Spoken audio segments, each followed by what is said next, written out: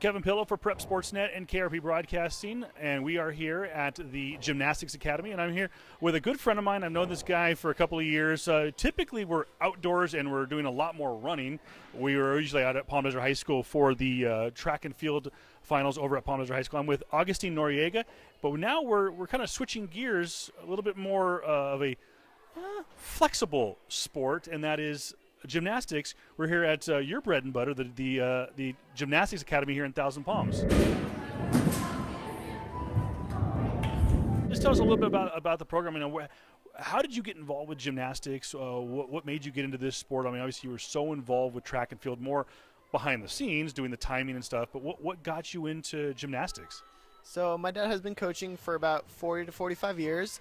And I just grew up in the gym, basically. And when I grew up in the gym, I just slowly carried over. And then one day the gym asked me to come coach.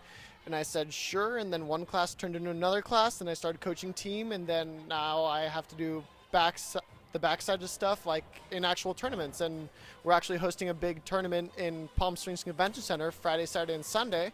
That's organized by Sports and Beyond. But it's going to be hosted by the Gymnastics Academy, which is the gym we're at right now. And we've, of course, got all the practicing going on for the big tournament. We'll talk a little bit more about that event.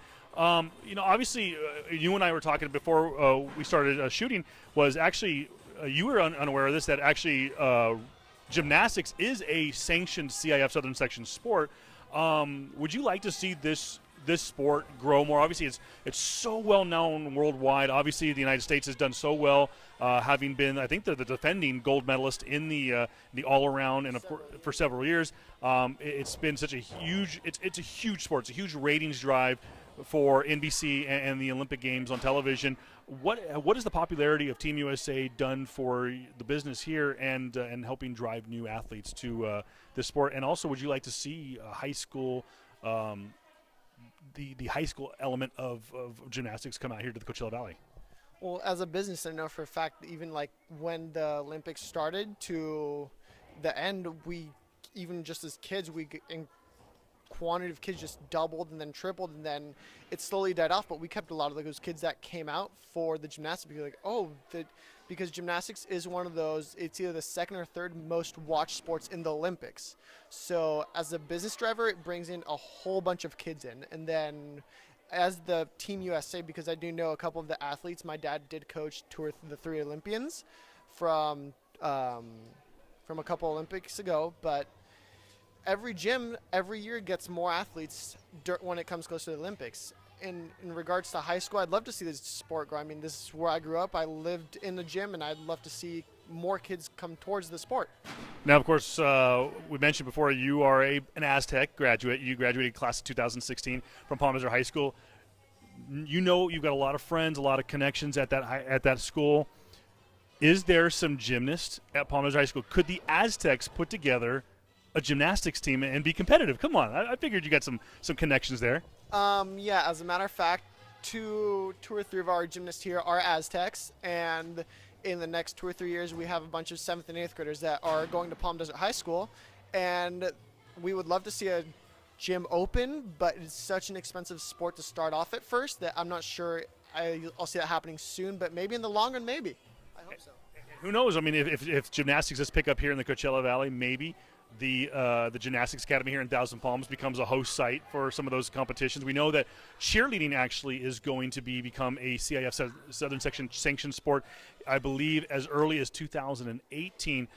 You see a lot of sports nowadays using alternative methods of training. I mentioned cheerleading. Obviously, a lot of cheerleaders use gymnastics as a form of training. Do you think that maybe that could be a possibility, that with cheerleading becoming a sanctioned sport here locally, because there are every school here in the Valley has a cheerleading team, that maybe that might be an opportunity for cheerleaders to come in here and get a little extra workout?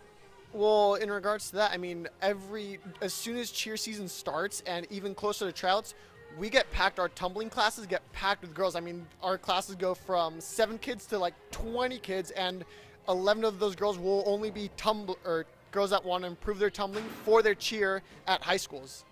Agustin Noriega. We're talking about, of all things, gymnastics. I mentioned a lot of alternative training we've seen with athletes, from football players to basketball players, swimmers to water polo players, cross-country athletes, are using yoga as a form of alternative training to go along with their normal calisthenics and stretching. Is there something that gymnastics can offer to other athletes as a form of training? We mentioned obviously they're cheerleaders. Could we see possibly some track and field athletes use gymnastics as a form of training? Maybe the long jumpers, triple jumpers, and high jumpers. Gymnastics is a fundamental sport, and every technique in gymnastics, I hear it from gymnasts that have gone off to play soccer, to do swimming, any other sport. It's a matter of balance, and everything that gymnastics brings will help you in one sport in one way or another. Either the mental toughness a gymnast needs to have to last 4 events, especially being one of them, to physical training, just everything gymnastics does tie in one way or another. Going back a little bit to talk about what you did in you getting into gymnastics, what are your events right now? I know you mostly are doing coaching, but I would imagine you have probably an event that you are, let's dare say, an expert at. What are your events? My favorite event to coach would be floor, because it's just easy to understand. It transfers almost into any other event within gymnastics, and it's just, I enjoy watching it the most, second to bars.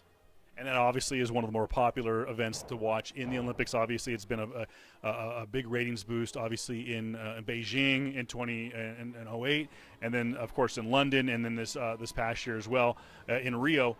Tell us a little bit more about the business. Obviously, you being involved from a family standpoint. How can people get involved? Is there a season involved? When can people sign up to take classes here? Well, just for our general public, it's more of a rec standpoint, so that's just a year-long thing. But competitive gymnastics starts towards November-ish, maybe some stuff in October, September for a lower level. And then actually Palm Springs is going to be the first opening, one of the first competitions for our optionals level, which is 6, 7, 8, 9, 10s, and elites. So that runs from January all the way through April if you get there. Obviously, that's what we're here to talk about starting on Friday. Just this weekend, we've got a huge gymnastics event going on at the Palm Springs Convention Center. Always a hotbed for entertainment and events throughout the year. And, of course, gymnastics takes center stage this weekend. Tell us a little bit about the event. Obviously, you mentioned before, you guys are kind of hosting it, sort of, the event. What can we expect for the novice listeners and viewers out there that are just maybe familiar from an Olympic standpoint? Are we going to see a lot of the typical events that we would see in the Olympics every 4 years at this event in Palm Springs? All 4 events will be there, and to address your Olympic question, we are one of 7 compulsory elite qualifiers in the nation. So from those 7, if you do qualify for elite training, you do end up in the ranch in Texas for possible training to get to the Olympics. Real quick before we wrap up with you, and we're going to obviously show some of your athletes in training over here. Tell us about a couple of your athletes, especially from the high school level, because this is where they start to get noticed. People don't realize that actually once you get into college and above, you're actually almost kind of too old for the Olympic trials and whatnot. So right now you've got them at the age that you need them to be, kind of in that teenage years. Tell us a little bit about a couple of your top athletes from the high school range.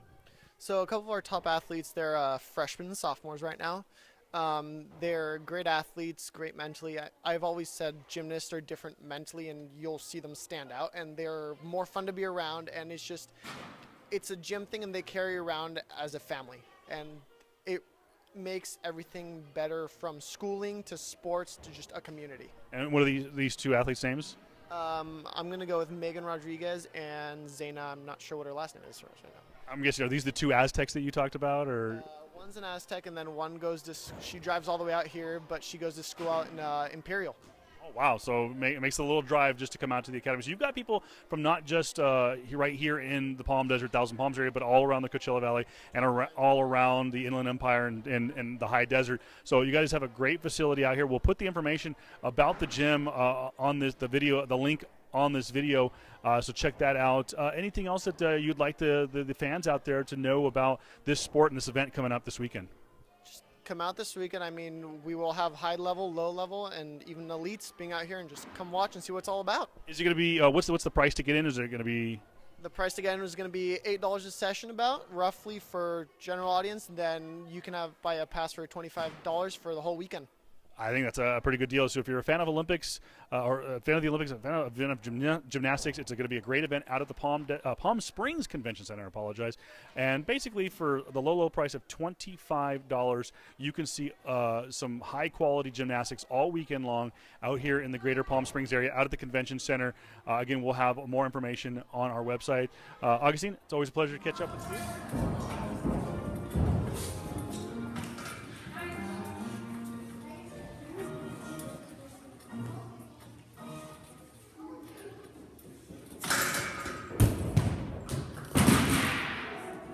Nobody wants a little smirk on their screen.